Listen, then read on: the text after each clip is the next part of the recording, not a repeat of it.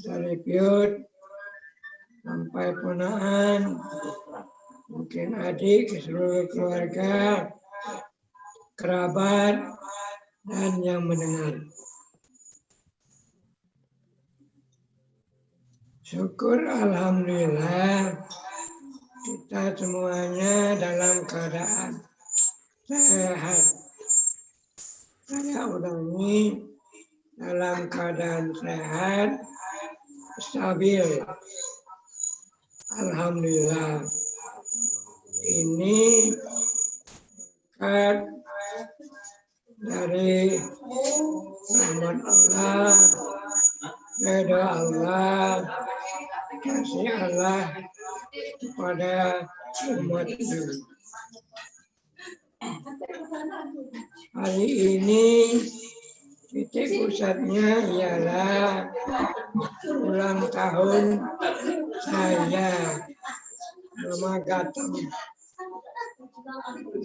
Alik. Alik itu nama orang tua saya. Sebelum saya menceritakan bagaimana proses saya sejak dilahirkan hingga saat ini, saya ingin menceritakan sedikit dengan kalian tentang keluarga Gemuntum. Kita ini kan terdiri dari cucung-cucung Gemuntum, nenek yang terhormat Gemuntum. Gemuntum ini lahirnya di Tebat Ipuh, di Tanjung Sakti. Katakanlah tepatnya di Dusun Lama, Tebat Ipuh, Pasar Manis kalau sekarang. Saya tidak tahu kapan lahirnya. Tetapi beliau bertunaan di Tanjung Batu. Pertama, beliau ini mempunyai 2 istri. Istri pertama ialah keluarga Tanjung Batu yang menurunkan 6 anak. 6 anak ini yang pertama, Wak Jenarim, namanya Mas Dingin. Saya panggil Mas Dingin tidak apa-apa. Kedua, Wak Senair. Nama Wak itu Tinur. Dan yang ketiga, Remenem. Wak Salindo. Jadi 3 Wak itu yang pertama keturunan dari nenek Gemuntum, yang nenek istrinya berasal dari Tanjung Batu. Kemudian nenek Gemuntum ini beristri lagi. Istrinya ialah dari Gunung Agung, seorang janda, nenek saya itu, nenek kita semua. Itu membawa 2 anak. Anaknya yang pertama bernama Senawat, yaitu orang tua dari almarhum Profesor Kakanda Yahya Senawat.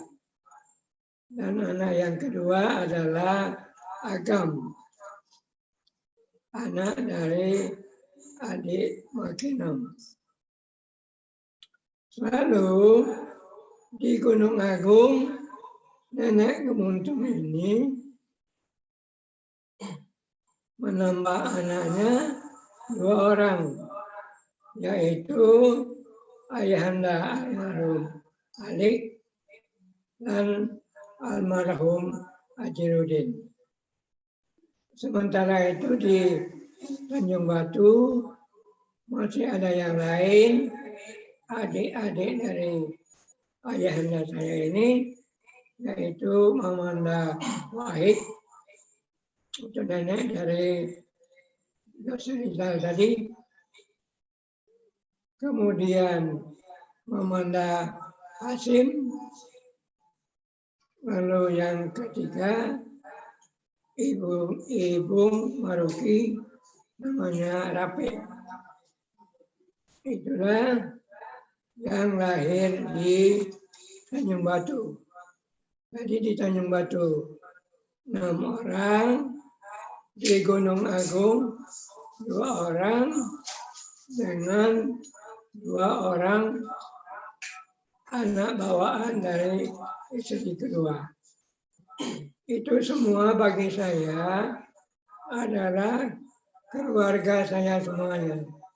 Barangkali anak cucu dari bawaan istri kedua ini tidak banyak dikenal. Tetapi tokohnya ialah almarhum Kakanda Profesor, ini memang profesor benar ini, Profesor Yahya Senawat. Karena dia tamatan Kanada dan dosen di Pakuan, di Bogor. Meninggalnya 2 Juni tahun 2020 ini baru. Itulah keluarga Gemuntu. Nah, tentang keluarga Alik, kecil saja, hanya anak Alik ini hanya 6 orang, tetapi yang hidup lama hanya 5. Ya, kalian sudah tahu semua itu. Itu Gatam, yang kedua Bayuna, orang tua dari Darman, yang ketiga Redina, orang tua dari siapa itu? Dari yang baru meninggal, yang sudah meninggal itu. Yang keempat Karno, yang ada di Bangka, dan yang kelima Yuhir di Gunung Agung. Yuhir ini anaknya yang di Palembang ini yaitu Yus. Nah, kemudian saya dalam kesempatan ini mohon maaf kepada semua, baik anak cucu, menantu, semua keluarga, baik yang mendengar di sini ataupun tidak mendengar, tetapi yang namanya keluarga semuanya, saya mohon dimaafkan. Terus terang saya banyak kesalahan dengan kalian. Saya ini begitu sibuk karena mendidik 12 anak. Sekarang kan tidak ada lagi yang anaknya sampai 12. Malahan anak-anak saya sekarang 1, 2, 3 anaknya. Malahan 1, 2, 3. Ada yang sampai tidak ada anak. Itu. Jadi saya mohon maaf atas semua kesalahan-kesalahan saya sejak kita bergaul, berkomunikasi. Ya, kalian masih kecil barangkali, dan saya sudah dewasa. Betul-betul saya mohon dimaafkan agar saya nanti jangan salah di akhirat waktu saya akan masuk surga, ada anak saya yang berkata, ayah saya itu kejam sekali itu, tidak pantas sih masuk surga. Lalu yang masuk surga adalah anak saya. Ini saya betul-betul minta maaf kepada semua, baik anak, ponakan, cucu, menantu. Mohon doa saya ini, permintaan saya ini dikabulkan. Selanjutnya, bulan Desember ini bagi saya sangat menyenangkan.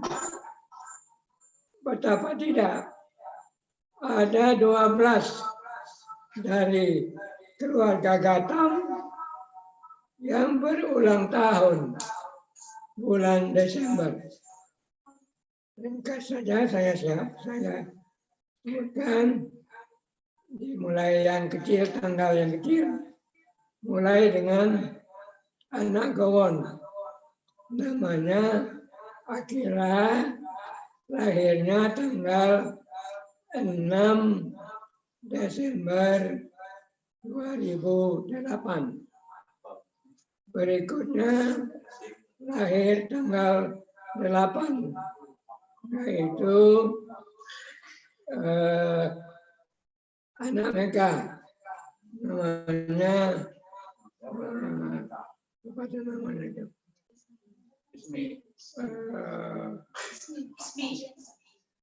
Ya, apa namanya? Lupa. Tadi sudah saya hafalkan betul. Mia.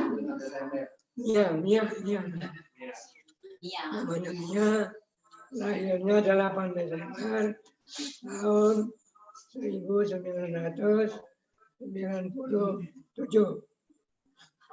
Yang ketiga, dalam satu rumah ada 2 orang yang beda tahun, tapi tanggalnya sama, 9 Desember, yaitu Len, tanggal 9 Desember tahun 1958 dibentuk. Kemudian anaknya Dina lahir 9 Desember juga di Palembang ini tahun 1988.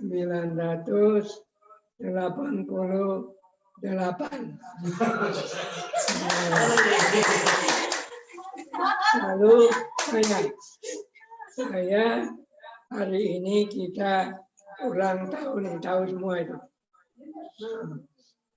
Itu rupanya pas lahir di bawah tanggal 10. Jadi tanggal 10 ke bawah. Selanjutnya yang kelima. Yang kelima ini almarhum Lis.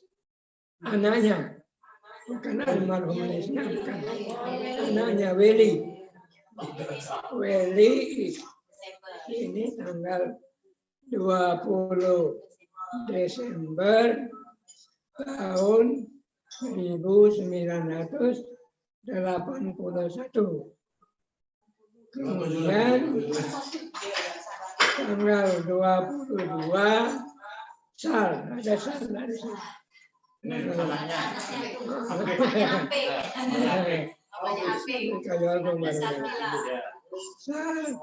Tanggal 22 tahun 22 Desember tahun 1970.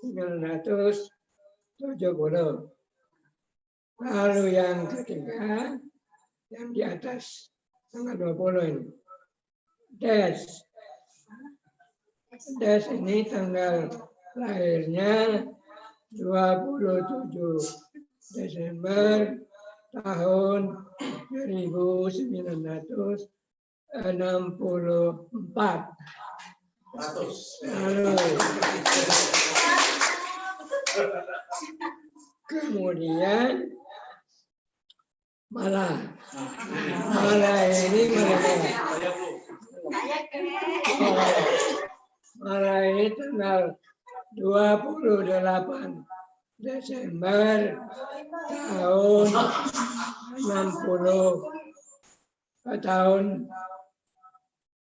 69. Betul. Kemudian yang terakhir Eko ini lahir tanggal 29 Desember tahun 1970.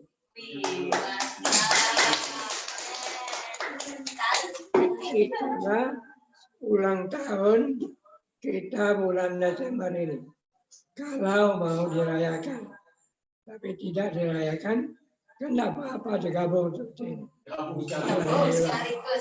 Jadi saya ucapkan alhamdulillah, banyak syukur pada Yang Maha Kuasa dengan keluarga besar seperti ini keluarga yang keempat, yang rukun. Kemudian baru tanggal lahir saya. Tanggal lahir saya ini kalau ditelusuri sejak awal agak panjang, tapi tidak apa-apa. Karena waktu saya dengar tadi tidak terbatas. Saya mulai begini. Ceritanya begini, agak lucu. Ada seseorang di zaman Belanda itu, di tahun 27 itu, ada seseorang pegawai Belanda, pangkatnya atau jabatannya School of the Inner. Kalau diterjemahkan sekarang, pengawas sekolah. Itu tahun 27. Dia itu rupanya yang paling pintar di pagar alam. Selain dari Tuan Kontrolier orang Belanda. Maka dia menyampaikan ucapannya, ya, dia terus terang mengatakan, di pagar alam ini yang paling pintar adalah saya, selain dari Tuan Kontrolier. Nah, ucapan ini terdengar oleh ayahanda saya, almarhum Malik. Orang itu kebetulan namanya Gatam. Maka berpikirlah ayahanda ini. Oh, kalau begitu, waktu itu ibunda barangkali sedang hamil. Kalau begitu, mudah-mudahan saya berdoa, anak saya nanti lahir laki-laki dan akan saya namakan Gatam. Mudah-mudahan dia seperti orang yang berpidato tadi. Gatam yang pangkatnya solusioner yang mengaku paling pintar. Tapi itu tentunya tidak laku sekarang. Paling pintar itu tidak ada. Lalu beberapa waktu kemudian, alhamdulillah berkat ridho Allah, saya dilahirkan oleh ibunda dalam keadaan sehat. Ibunda melahirkan di rumah kampung, rumah biasa, dengan pertolongan ibu-ibu tetangga. Waktu itu belum ada bidan, apalagi dokter. Jadi kelahiran saya, alhamdulillah, sehat dengan bantuan tetangga. Itu terjadi pada tanggal 10 Desember 1927, hari Sabtu pagi, sekitar jam 9. Maka ayahanda almarhum Malik ini menulislah di dinding rumah itu. Dinding rumah itu kebetulan papan tanggal 10 bulan 12 tahun 1927. Itu singkat cerita tanggal itu. Kemudian lama-lama dengan syukur alhamdulillah diridhoi oleh Allah, ibunda bapak saya dengan bapak saya memelihara saya dan dibesarkan. Baru sampai umur 10 tahun baru sekolah. 10 tahun sekarang kan sudah besar. Waktu itu saya kebetulan saya itu pendek yang digelar Gatam Panda. Gatam panda itu artinya gatam yang pendek. Tapi sementara saya belum sekolah, saya dibesarkan oleh ayah ibu mengikuti keadaan cara di dusun. Dusun kita itu namanya Gunung Agung. Gunung Agung Tanjung Sakti.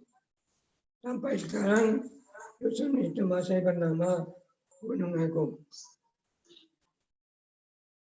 Saya diusahakan dengan keadaan anak desa. Mengikuti orang tua ke sawah, ke kebun, dan ke kebun jauh. Kebun jauh ini biasanya kebun kopi. Yang dekat itu namanya ladang. Ladang ini ditanami ubi kayu, atau jagung, atau ubi-ubi lainnya. Itu sehari-hari saya ikuti. Sehingga paham betul saya mengenai pertanian dusun. Itu ya pada waktu itu. Nah, kemudian saya pun waktu itu sesudah tidak tiap hari mengikuti ayah itu. Sebagai anak dusun, anak desa, saya suka bermain, berkeliaran di dusun itu. Saya menjadi katakanlah bintang halaman. Saya suka kemana-mana. Itulah maka saya dikenal Gatam Panda. Karena dibanding dengan teman-teman, barangkali saya yang paling pendek. Banyak permainan saya ciptakan. Permainan dari layang-layang, kemudian kincir angin, kemudian bedil-bedil atau senapang-senapang. Itu buatan sendiri, ciptaan sendiri. Mobil-mobilan dari gerobak, kemudian kincir air, dan bermacam-macam. Dan saya suka juga bermain kelereng. Kelereng itu harus dibeli, harganya 4 buah, 1 sen. 1 sen itu saya kira tidak ada yang tahu sekarang berapa banyak 1 sen. Tapi sen itu adalah satuan dari uang Belanda. Jadi 1/100 1 rupiah. Itu saya ikuti bermain dengan anak dusun, anak desa, dan mengikuti orang tua. Sampai pada saat saya sekolah, sebagian permainan itu masih saya teruskan. Lalu sampai umur sekolah, sekitar bulan Agustus tahun 1937, jadi 10 tahun sudah, saya dimasukkan ke sekolah di Tanjung Sakti. Waktu itu tidak ada sekolah negeri, yang ada hanya sekolah Katolik, yaitu yang sekarang masih juga disebut Saverius. Saverius ini ada 3. Saverius laki-laki di Simpang 3 Tanjung Sakti, yang sekarang masih dipakai. Tempat itu Saverius putri yang sampai kelas 5, dan Saverius Jokolot sampai kelas 3. Taman kelas 3 kalau ingin sambung ke Saverius Tanjung Sakti yang sampai kelas 6. Sekolah lain adalah sekolah Muhammadiyah. Sekolah Muhammadiyah ini lebih jauh dari Dusun Gunung Agung. Ada 4 gua, yaitu di Sindang Panjang, di Pulau Panggung, di Lubuk Tabun, dan di Batu Rancing. Batu Rancing itu dusun dari Budiarto, Dr. Budiarto dan almarhum siapa adik Budiarto ini, nulis mantap. Nah, saya bersekolah dari Gunung Agung, jarak dari Gunung Agung ke sekolah itu 1 kilometer. Ditempuh setiap hari, berjalan kaki betul, bukan sepatu, bukan sandal, bukan alas kaki, tetapi kaki betul. Yang sekarang dinamakan kaki ayam. Ya, itu saya tempuh tiap hari. Tapi satu hal, saya yang paling takut terlambat. Makanya saya sering pergi ke sekolah, begitu siap, sebelum sarapan, saya pergi. Walaupun ditawari, tapi saya takut terlambat. Sebab kalau terlambat, dapat hukuman tidak tanggung-tanggung, dipukul dengan rotan, dipukul telapak tangan, atau dipukul betis. Nah, itu saya takuti, dan alhamdulillah saya tidak pernah dapat hukuman.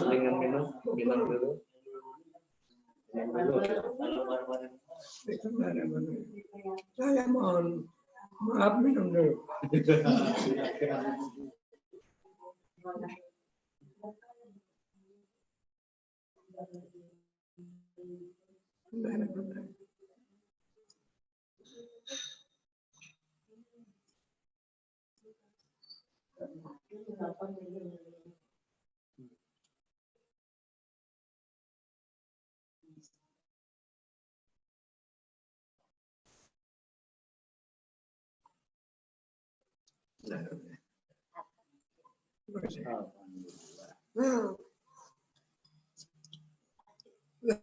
Lalu sampai kemana kita cari? Tidak pernah disepat kaki. Tidak pernah disepat. Sampai di? Tidak pernah disepat kaki. Kan? Oh ya, betul.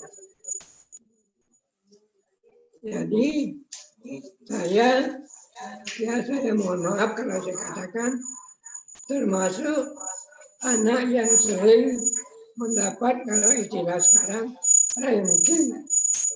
Kalau dulu nomor derajat. Nomor derajat yang paling baik adalah nomor derajat 1. Dan seterusnya. Saya sering mendapat itu pada saat saya tidak banyak bermain. Pada saat saya rajin apa. Tapi karena asiknya dengan permainan tadi, maka kadang-kadang nomor derajat saya agak naik, agak tinggi. Kemudian dalam sekolah itu kami setiap bulan menerima rapor. Rapor itu adalah nilai harian yang diambil oleh guru dan langsung dikumpulkan menjadi nilai rapor. 1 bulan kemudian nilai harian itu dikumpulkan dan itulah menentukan nilai rapor yang nilai derajat. Dulu tidak ada ulangan-ulangan umum, tidak ada. Jadi tiap bulan terima rapor, tiap bulan mendapat nilai atau dinilai. Itulah sistem kami dulu. Kemudian setelah saya itu sekolahnya, programnya pertama ngambil yang 5 tahun. Tetapi belum genap 5 tahun, Jepang datang. Jepang datang menangkapi seluruh pengurus yayasan Evelios Sakti, mulai dari Hermling, Tuan Pastor, kemudian suster-suster yang mereka sebelumnya selain dari mengelola sekolah, mengelola sekolah laki-laki dan sekolah perempuan, juga mengelola poliklinik kesehatan untuk rakyat. Dan semua itu terhenti pada saat Jepang masuk ke Indonesia. Jepang ini pada mulanya dielu-elukan karena dia pandai ngomong, pandai bicara. Kedatangannya di Indonesia ini adalah sebagai saudara tua. Jadi kita itu saudara yang kecil, dan orang Jepang ini saudara yang tua yang ingin membebaskan kita dari penjajahan Belanda. Tapi ternyata setelah beberapa waktu dia di Indonesia, Jepang ini malah orang merampas semua kehidupan rakyat Indonesia. Padi, makanan itu mereka beli dengan harga murah, tetapi beli paksa, sehingga rakyat tidak memiliki makanan. Kalau mau makan, rakyat harus membuat ladang, menanam ubi, menanam jagung, menanam macam-macam tanaman yang dapat mengganti nasi. Itu terjadi zaman Jepang. Lalu mulanya saya tidak sekolah karena sekolah belum dibuka oleh Jepang. Tapi lama-lama dibuka juga. Selama saya belum sekolah, saya mencari hidup. Saya upahan di sawah-sawah penduduk yang mampu mencangkul upahan harian namanya. Dengan itu saya bisa tertolong, saya bisa membantu orang tua. Kemudian Jepang juga membuka kalau pemuda-pemuda mau bekerja menjadi kuli jalanan, cangkul, membersihkan jalanan. Dan saya waktu itu ikut menjadi kuli. Menjadi kuli yang pertama, kuli harian atau buruh harian dengan penduduk. Lalu saya kuli Jepang, gimana diupah oleh Jepang? Upah murah. Dengan upah harian yang dikerjakan itu jalan sepanjang dari Kerinjing, tahu Kerinjing sekarang ini, batas Pagaralam Tanjung Sakti, terus arah ke Pulau Panas, sampai terus ke Pulau Timun, ke hilir arah ke mana. Nah, saya pun ikut menjadi kuli, mencari penghidupan, membantu orang tua. Itu saya lakukan menjadi kuli tangkul membersihkan jalan selama 3 bulan. Kemudian saya berhenti mencangkul dan saya disuruh sekolah kembali. Sekolah mulai dibuka oleh Jepang dan saya sekolah kembali. Mulanya saya mau dicarikan kerja oleh ayah saya di mana, tetapi tidak ada kerja, maksudnya kerja di kantor. Tidak mudah mencari pekerjaan waktu itu. Dan untuk kantor semua terisi dan saya sekolah SD di mana, tapi tidak bertahan lama. Itu saya 2 kali diantar ke mana, 2 kali sekolah, tetapi saya pulang ke Tanjung Sakti. Pulangnya saya ke Tanjung Sakti. Beberapa lama Jepang di Indonesia, Jepang ini rupanya bagus juga itu dari segi pendidikan. Karena Jepang ini sangat mengutamakan pendidikan. Guru-guru dipanggil sensei, dan sensei itu sangat dihormati. Maka didirikanlah sekolah guru oleh Jepang. Sekolah guru ini tempatnya di Kepahyang. Ada orang kita yang sekolah guru ke Kepahyang. Ada juga yang sekolah pertanian di Curug.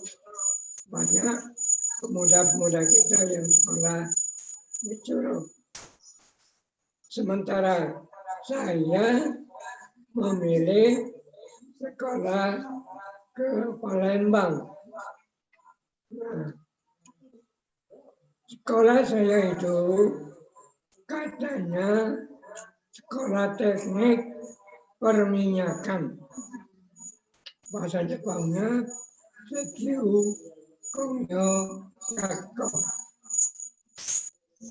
Tetapi setelah saya masuk di sekolah itu, rupanya sekolah militer. Sekolah militer ini untuk menjadi karyawan Pertamina. Karena pegawai Pertamina itu, waktu itu belum Pertamina namanya, BPM dan SBM. Tapi zaman Belanda itu ya sudah BPM. Maka sekolah saya itu namanya sekolah teknik, tapi pendidikannya militer. Setiap hari latihan militer, latihan pakai tongkat begitu untuk saling memakai tongkat itu sebagai senjata. Tiap pagi membaca Sumpah Prajurit.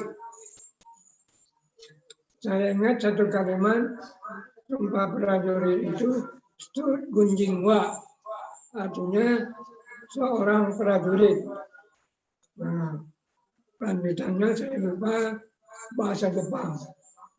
Setelah itu baru tunduk ke matahari terbit, tunduk ke Tenoheka waktu itu ke Jepang. Lalu sudah itu baru masuk kelas atau langsung latihan militer. Itulah kerja di situ.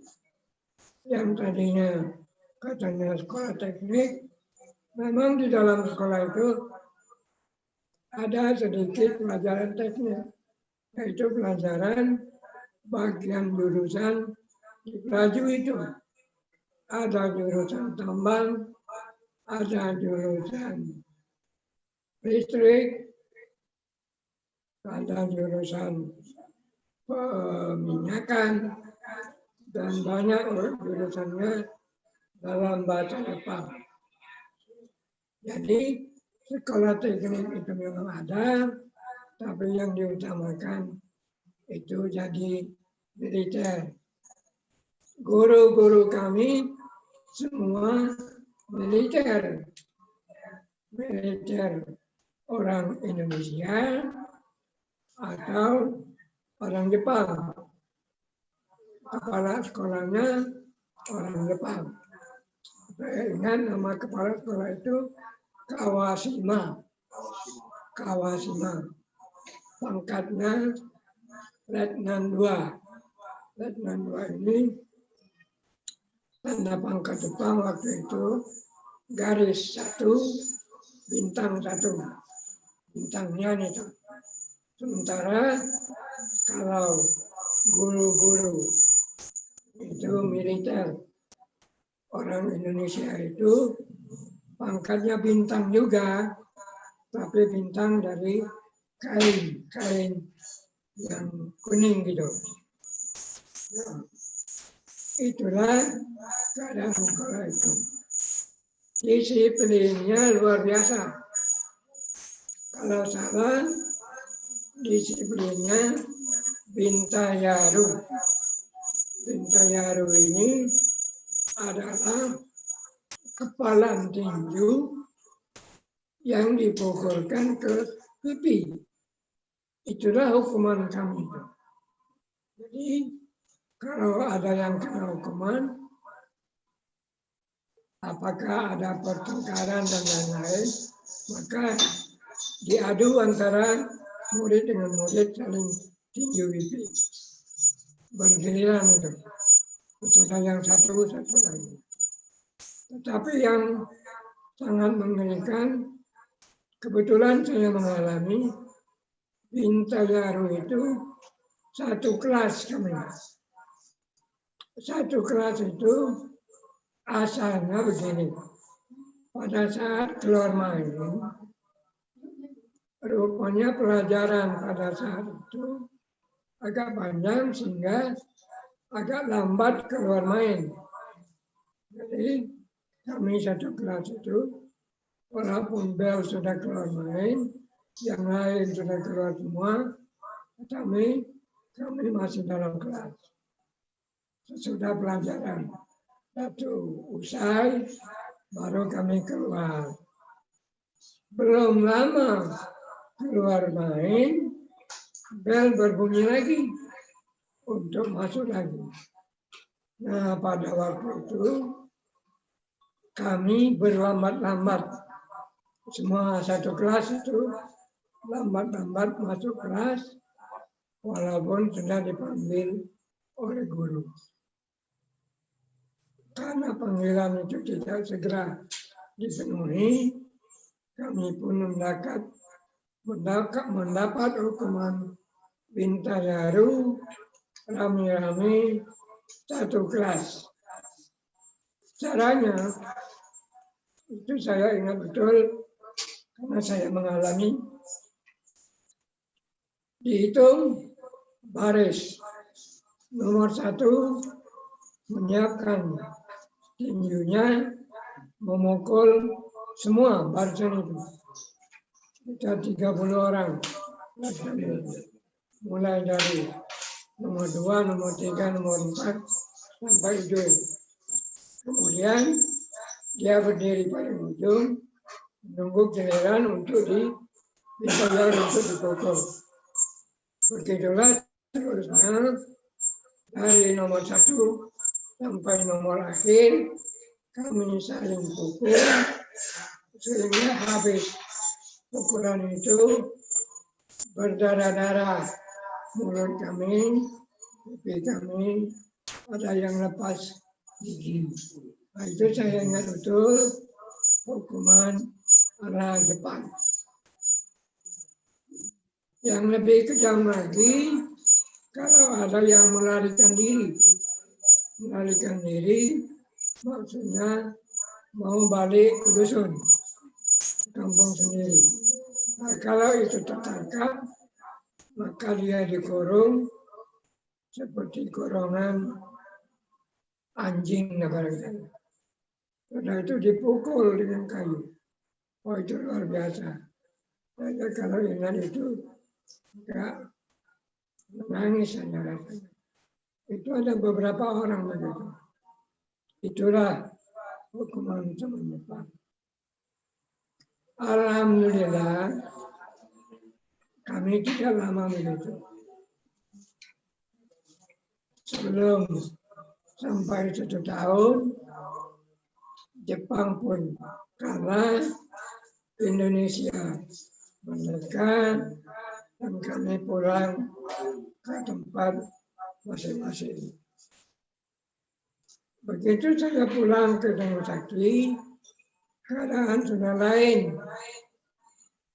Di mana-mana ada bendera merah putih, di mana-mana ada ucapan merdeka, merdeka, merdeka. Dan TKR mulai dibangun tentara keamanan rakyat. Saya mulanya ingin masuk TKR, tetapi rupanya sekolah segera dibuka. Ya, saya masuk sekolah lagi. Alhamdulillah dari Agustus sampai Desember, bulan Desember ada sekolah SMP di mana kan baru dibuka dan siapa yang mau silakan dengan ujian masuk. Saya pun ikut ujian dan saya alhamdulillah lulus. Nah, rupanya beberapa teman tidak tahan di sekolah itu balik ke Tanjung Sakti. Tinggal saya sendiri sampai tamat. Tamat di SMP, saya nyambung lagi di Bengkulu. Maksudnya nyambung 1 tahun untuk menjadi guru. Tadinya SMP ditambah 1 tahun, kira-kira menjadi SGB. Nah, tapi sebelum saya tamat di Bengkulu, Belanda masuk Bengkulu. Dan saya pun pulang ke Tanjung Sakti. Dari Bengkulu, saya bersama teman-teman dari Tanjung Sakti waktu itu mengawal istri Barlian. Barlian waktu itu menjadi komandan STB, Subteritorial Bengkulu, pangkatnya Letnan Kolonel. Dia terus bergerilya di Bengkulu, istrinya berevakuasi kemana, di tempat keluarganya di mana. Nah, kami mengawal istri Barlian dengan kami berjalan kaki, sementara istri Barlian itu naik gerobak. Perjalanan dari Bengkulu kemana? 6 hari, 6 malam. Jalan kaki. Sampai di mana saya pun terus ke Tanjung Sakti. Dari mana ke Tanjung Sakti, itu 2 hari lagi perjalanan. Jadi jalan kaki dan saya pulang ke Tanjung Sakti. Sampai di Tanjung Sakti, rupanya tentara kita sudah mulai berkumpul di Tanjung Sakti karena Belanda sudah ada di Pagar Alam. Sehingga Tanjung Sakti itu menjadi pusat pertahanan atau pusat gerilyawan TNI. Di situ ada batalion dipimpin oleh Rasad Nawawi yang ada di sini. kemudian menjadi wali kota, waktu itu mayor pangkatnya. Kemudian waktu itu juga STP subteritorial Palembang dipimpin oleh Bambang Utoyo, juga stafnya ada di Tanjung Sakti. Walaupun Bambang Utoyo jarang ke Tanjung Sakti, entah di mana tinggalnya. Kemudian itu langsung keadaan itu katakanlah zaman gerilya, tetapi Belanda tidak masuk Tanjung Sakti karena antara Pagaralam Tanjung Sakti itu jalannya tidak mungkin dilewati mobil, banyak jembatan-jembatan panjang dan tinggi yang sudah dihancurkan, sehingga Belanda tidak masuk ke Tanjung Sakti. Makanya TNI bertahan di Tanjung Sakti. Tanjung Sakti itu selain dari pusat gerilyawan, dari pusat pemerintahan, Keresidenan Palembang.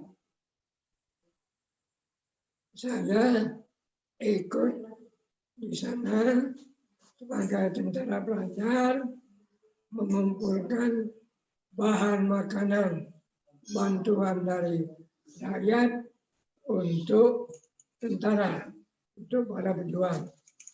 Makanan berupa beras dan bahan-bahan pangan lainnya dikumpulkan di kantor Pasirah, di kantor warga. Jadi staf saya di kantor Pasirah. Oke, mau minum lagi? Sudah 1 jam. 1 jam. Kuat. Masih banyak. Masih banyak. Iya lanjut. Lanjut. Masih waktunya udah terbatas. Aduk kali sampai jam. Minum? Enggak. Minum dulu. Nah, Enggak. saya singkatkan. Sebenarnya yang banyak ini punya juga cerita jabatan sebelum menjadi pengawas. Kenapa saya singkatkan aja. Lalu setelah gerilyawan itu ada di Tanjung Sakti, Tanjung Sakti hanya dihujani oleh bom Belanda. 2 kali Tanjung Sakti itu dibom oleh Belanda, dan alhamdulillah tidak ada yang menjadi korban manusia. Yang korban hanyalah rumah penduduk dan ada juga hewan. Tanjung Sakti itu menjadi pusat pemerintahan. Selain dari pusat ketahanan gerilya, Presiden Rozak pada waktu itu berada di Tanjung Sakti. Dan untuk transaksi duit, uang, belanja, karena waktu itu perlu duit, perlu belanja. Uang itu dicetak sendiri. Lalu Tanjung Sakti itu tempat mencetak uang. Namanya tidak ingat lagi saya. Tapi uang pemerintah Republik Indonesia. Nah, kertasnya banyak kertas buku tulis. Kadang-kadang masih ada tulisannya. Tintanya ialah kabarnya. Kemiri dipanggang jadi hitam dan menjadi tinta untuk membuat uang. Sentral pembuat uang itu di dusun Tanjung Kurung. Uang itu berlaku karena uang lain tidak ada. Uang Belanda tidak ada, uang Jepang juga tidak ada. Memakai uang Republik buatan Tanjung Sakti. Itu berlaku selama gerilya, dan sesudah gerilya selesai, dan masuk kota, pemerintahan sudah masuk kembali ke Palembang dan uang itu diganti dengan ori. Kemudian saya pun mengungsi ke Palembang, bukan mengungsi, pindah ke Pagar Alam karena di Tanjung Sakti tidak ada pekerjaan kecuali pekerjaan tani yang memulihkan keadaan pertanian di Tanjung Sakti. Tapi saya meneruskan pengetahuan saya menjadi guru Muhammadiyah di Pagar Alam. Ini beberapa bulan berlangsung, baru ada SGA. Setelah ada SGA, saya masuk SGA. Nah, di SGA itu gratis sekolah guru A. Seyogianya disiapkan untuk guru SD.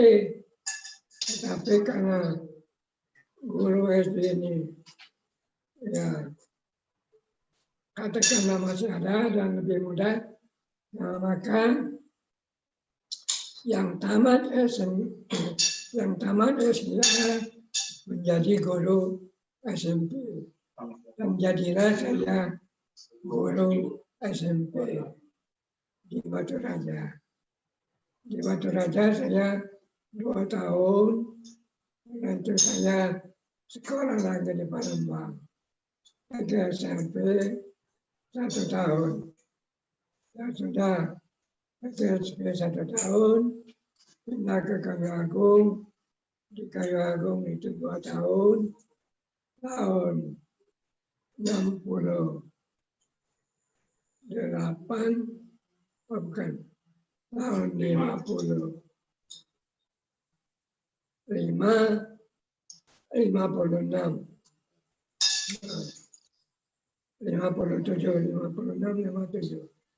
Tanggal 1 Januari 58 saya dipindahkan ke Mentok menjadi kepala sekolah. Di Mentok saya 10 tahun bertugas. Selama 10 tahun itu ada 3 kali mau dipindahkan, tapi saya tolak. Pertama, ditugaskan untuk tugas belajar. Kedua, ditugaskan ke Tanjung Sakti, di SMP Tanjung Sakti. Dan ketiga, kembali ke Palembang, sudah mulai bergolak. Ketika saya datang ke Palembang, rupanya sekolah yang ditunjuk untuk saya pimpin itu sudah diganti oleh orang lain. Kepalanya sudah baru saja diangkat. Karena waktu itu yang berkuasa untuk mengganti kepala sekolah itu adalah KAGI, Kesatuan Aksi Guru Indonesia. Orang kantor wilayah hampir tidak bisa menguasai karena selalu di demo. Demo malahan mengganti kepala kantor wilayah. Kemudian saya pun di sana di SMP 5 menggantikan kepala sekolah yang baru saja di demo. Saya bertugas di SMP 5 memakai gedung SMP 1 sore.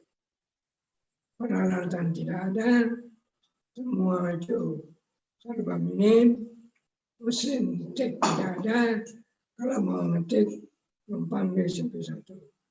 Guru-gurunya malah mengajar banyak bermain catur, sehingga murid-muridnya terlantar. Maka orang kantor wilayah inspeksi mendatangi saya dan meminta saya pindah Karena sekolah itu saya pimpin dengan baik sudah 6 bulan. 6 bulan sekolah itu berjalan, sangat disiplin, sangat baik, peralatan sekolah lengkap, muridnya rajin, dan saya pun mau dipindahkan ke SMP 4, karena SMP 4 waktu itu kacau. Kepala sekolahnya di demo, ya saya harus menenteramkan SMP 4 yang sekolah itu cukup besar pagi sore. Mendengar saya mau dipindahkan, guru SMP 5 berontak lagi.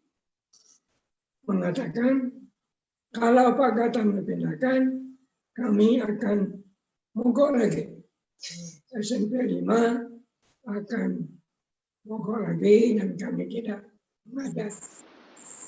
Mendengar itu, instruksi dari kantor wilayah mengatakan pada saya, sudahlah, Gatam tunggu saja, nanti kami pindahkan ke SMP 4.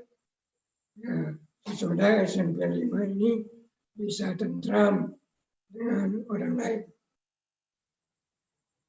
Benarlah, 6 bulan kemudian, dengan tiada pemberitahuan lebih dahulu, saya langsung dipindahkan ke SMP 4.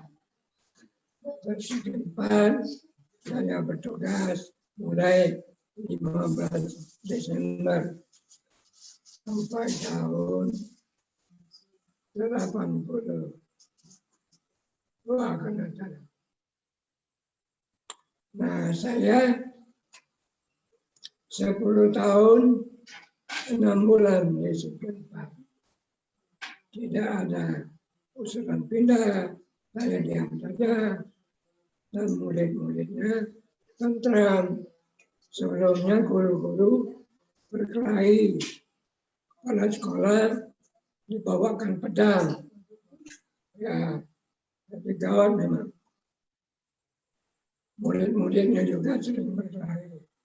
Sehingga pada waktu saya berada di SMP 4, ada seorang orang tua, seorang TNI, datang ke meja saya, pada sekolah waktu itu, langsung meletakkan pistol di depan saya.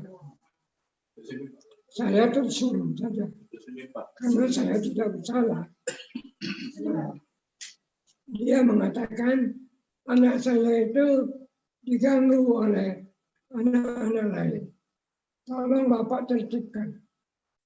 Nah, saya tersenyum saja, dan saya usahakan itu menjadi tertib. Tidak banyak lagi perkelahian. Begitulah sampai 10 tahun, 6 bulan. Tahu-tahu setelah 10 tahun 6 bulan, tanpa pemberitahuan lebih dahulu, saya dipindahkan ke SMP 1. Di SMP 1, saya menggantikan Bapak Gusti almarhum. Bapak Gusti pindah ke SMP 6. Di SMP 6 itu Bapak Basarudin pindah ke SMP 4. Berputar segitiga. Tapi rupanya tidak lama kami di sekolah masing-masing, kami pun sekolah diangkat ke kantor wilayah. Pada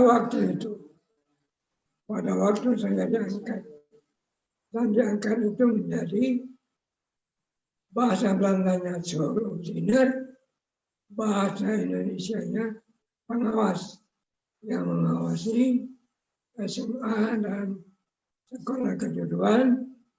Saya mendapat wilayah Bangka Belitung.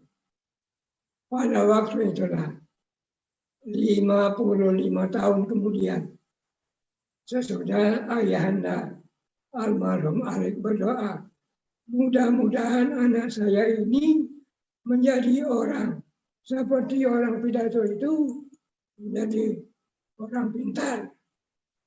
Alhamdulillah, doa ayah itu terkabul setelah sekitar 55 tahun. Itulah doa. Memang doa itu kadang-kadang langsung dikabulkan oleh Allah. Atau tidak dikabulkan. Misalnya 2 orang calon bupati sama-sama berdoa untuk jadi. Tidak mungkin Allah memberikan 2 bupati itu. Itu satu yang kabul, satu yang tidak. Nah, sedangkan saya didoakan oleh ayah baru 55 tahun. Saya tidak persis seperti Gatam di Pagararan tadi, karena dia menjadi school engineer dan orang pintar pada waktu belum banyak. Sementara saya jadi pengawas, ya sudah pengawas itu sudah banyak dan orang pintar tidak terhitung lagi banyaknya. Nah, itulah keadaan saya waktu itu. Nah, kemudian saya tadi tidak ceritakan di Mentok. Di Mentok saya ceritakan sedikit begini. Setelah sampai di Mentok, saya disibukkan oleh banyak, karena saya waktu itu banyak ngomong tentang partai. Nah, saya menjadi ketua partai. Selain menjadi kepala sekolah, saya menjadi ketua partai Masyumi. Masyumi ini sangat ditentang oleh PKI. Karena Masyumi tidak mau masuk di kabinet gotong royong pada waktu namanya Nasakom. Nasionalis, agama, dan komunis.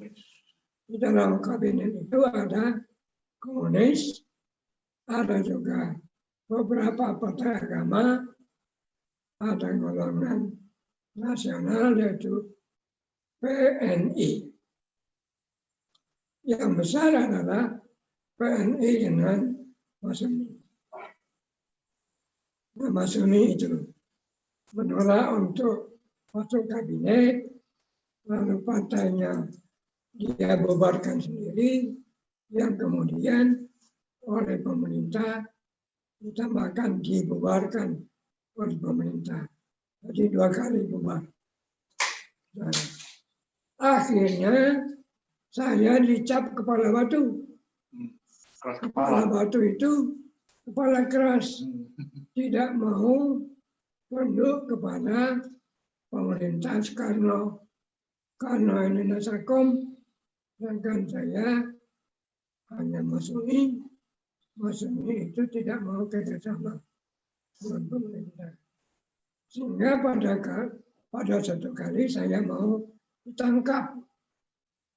Sekali waktu ada penceramah, namanya indoktrinasi dari Palembang, untuk mengindoktrinasi jalan pemerintahan Soekarno waktu itu sangat baik dengan Nasakomnya. Saya hadir, lalu saya bertanya di situ. Menurut Undang-Undang Dasar, Presiden itu dipilih 5 tahun sekali. Mengapa sekarang sudah beberapa tahun masih itulah? Nah, rupanya pertanyaan saya itu menentang pemerintah dan saya mau ditangkap.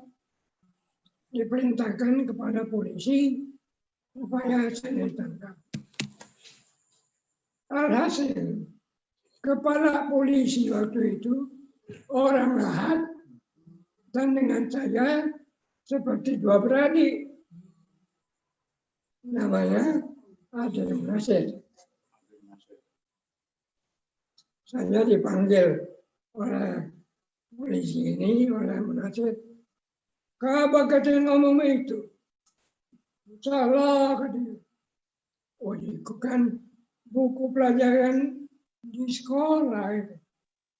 Ya, katanya jangan. Kalau bukan aku jadi kepala polisi, kamu ditahan. Ditangkap kau.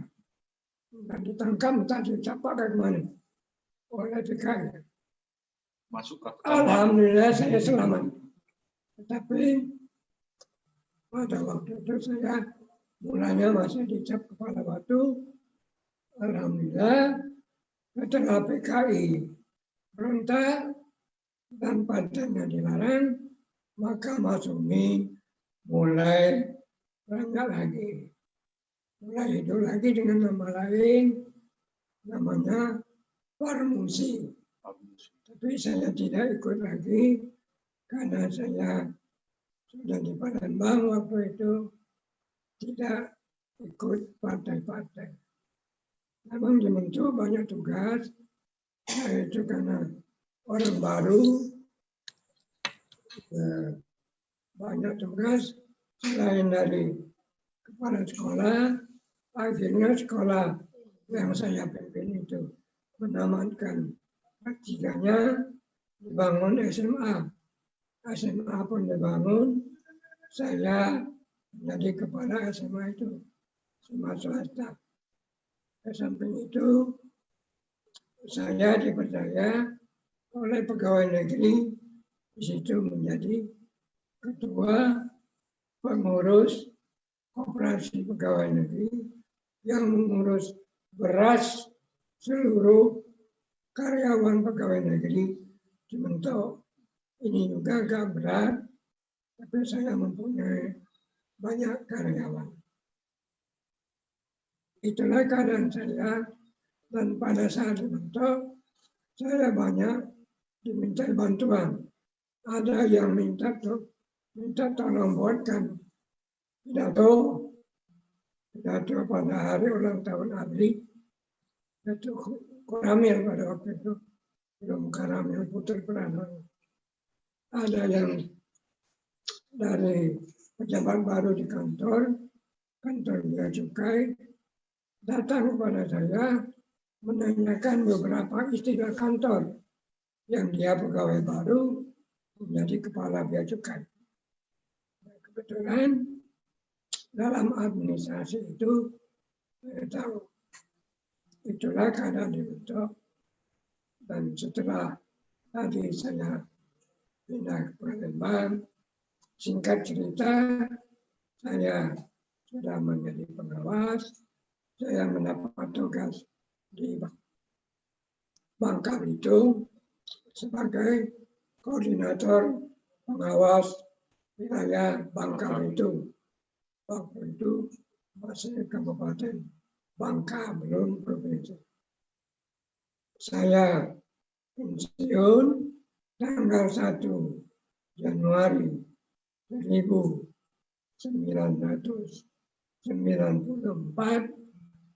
dengan pangkat Pembina Utama Muda golongan 4C. Golongan 4C. Nah, kemudian saya menjadi orang swasta penuh, diajak ke partai. Saya tidak mau lagi diajak jangan dia manuin. Swasta, saya tidak mau lagi, hingga berlangsunglah keadaan sekarang. Nah, lalu sekarang sedikit saya menceritakan pola hidup saya. Pola hidup saya ini sederhana. Maklum saja lagi kecil di dusun, penghidupan di dusun sederhana, orang tua petani. Makanan saya, kawan dari nasi itu selalu sayur. Sayur itulah, tidak pernah menemukan daging, kalaupun ada memelihara ayam, tapi jarang di dusun itu memotong ayam untuk makanan sendiri. Kalau ada ayam dijual, itu jadi jarang. Ikan pun tidak banyak, ikannya ada di sungai. Di dusun itu, sungai itu kecil, tetapi banyak diracun. Sehingga ikan itu mati dari kecil. Nah, paling-paling saya suka mancing. Mancing di sungai, ada kalanya dapat, ada kalanya tidak. Itulah saya menjadi orang bisa makan ikan. Dan ada yang disebut pancing rendam, namanya taut. Taut itu adalah pancing besar, dan yang dipancing itu adalah ikan besar yang namanya pelus. Pelus itu sejenis belut besar yang panjang, yang memang enak, dan saya pernah memasang itu. Setelah itu pernah mendapat terus dan rajin juga memasang bubu mencari ikan di sawah, memasang bubu di sawah. Itulah makanan saya sejak kecil. Sehingga setelah dewasa, setelah bekerja, makan saya sederhana. Saya jarang masuk restoran. Jadi selama saya kerja, jarang saya masuk restoran. Sekali-sekali ya kalau dalam perjalanan, atau diajak kawan, atau ada hal-hal lain. Karena semboyan saya, makanan yang paling enak itu adalah makanan yang dimasak di rumah. Makanan yang dimasak di rumah. Entah siapa masaknya, orang rumah, atau anak atau adik. Itu tidak masalah. Masakan yang dimasak di rumah. Dan itu berlaku sampai sekarang. Nah, kalau sekarang saya dalam keadaan begini, kalau disodori misalnya makanan yang enak-enak, saya merasakan itu enak, mau, tapi saya menahan diri. Saya analisa setiap makanan. Makanan ini saya ambil dari Quran. Di Quran itu dikatakan dengan singkat, fakulu wasrabu wala tusrifu. Makanlah dan minumlah kamu, tapi jangan berlebih-lebihan. Nah, tentang berlebih-lebihan ini kita sendirilah. Kemudian ada juga peribahasa itu, peribahasa ya, makan selagi lapar, berhenti sebelum kenyang. Nah, ini agak repot. Sebelum kenyang itu boleh jadi masih lapar. Tapi bukan itu maksudnya. Jangan kenyang betul sampai kita Nah, orang yang kita aja ngomong akhirnya dengan kita itu jangan berlebihan. Kemudian ada hadis Nabi. Hadis Nabi ini ya berbunyi Al-Ma'idatu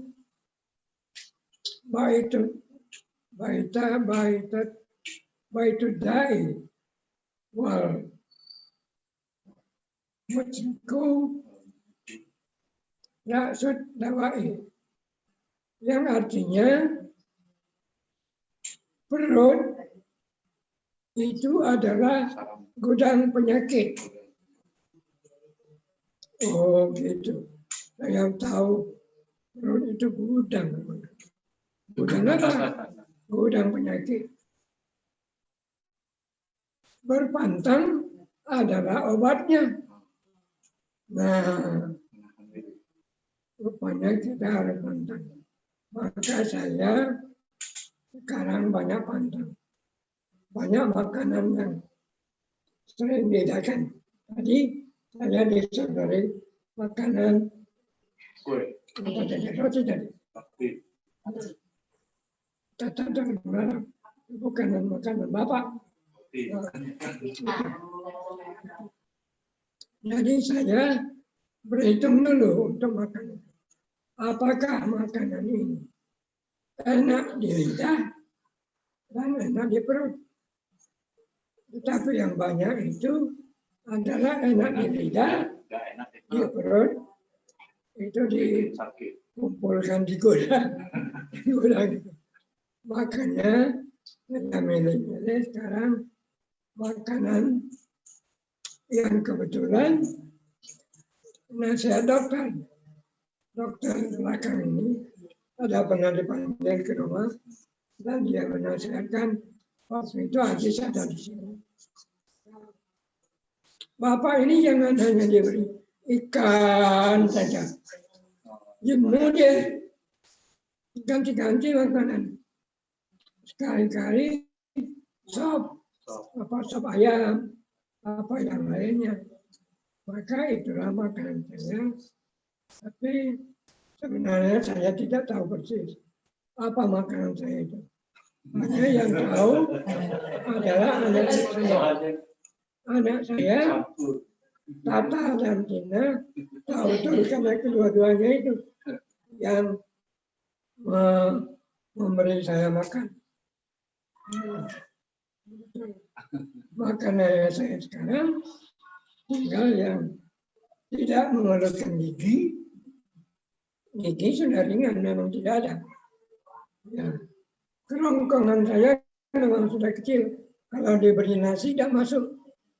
Nah, sudah ganti bubur saja. Alhamdulillah bubur itu saya nikmati. Dan nikmat itu pemberian Allah. Saya syukuri. Apapun yang diberikan Allah, kita syukuri. Allah itu memberikan yang terbaik kepada kita. Allah tidak memberikan yang tidak baik. Yang terbaik bagi Allah, yang terbaik bagi kita. Walaupun kadang-kadang ini saya mohon ampun kepada Allah. Kadang-kadang kita suka, tapi Allah suka. Terpaksa kita makan juga. Dan kita ikuti kehendak Allah. Karena Allah itu adalah Maha Kuasa atas segala sesuatu, Maha Pemelihara, Maha Kaya, Maha Kuasa, Maha Agung, Maha Pencipta. Dan itulah kadang-kadang, alhamdulillah, saya ini kalau dikatakan sehat, kalau bertanya selalu saya jawab sehat. Tetapi sehat saya ini stabil. Kalau sehat itu pandai berdiri. Saya tidak bisa berdiri, apalagi berjalan. Jadi semua kegiatan saya dibantu oleh anak-anak dan keluarga di rumah ini. Bergotong royong. Itulah keadaan saya. Semuanya saya sekali lagi mohon maaf pada Allah. Saya mohon ampun. Wabillahi taufiq wal hidayah. Wassalamualaikum warahmatullahi wabarakatuh. Waalaikumsalam warahmatullahi wabarakatuh. Nah, kalau mau berdoa, saya berdoa. Nah, Oke. tambah doa dipimpin oleh kakek. Habis. Baik. Silakan kakek untuk melanjutkan doa. Alhamdulillah. Wala lima sabi. Amba sakili. Amba yuapi. Wa yukabi.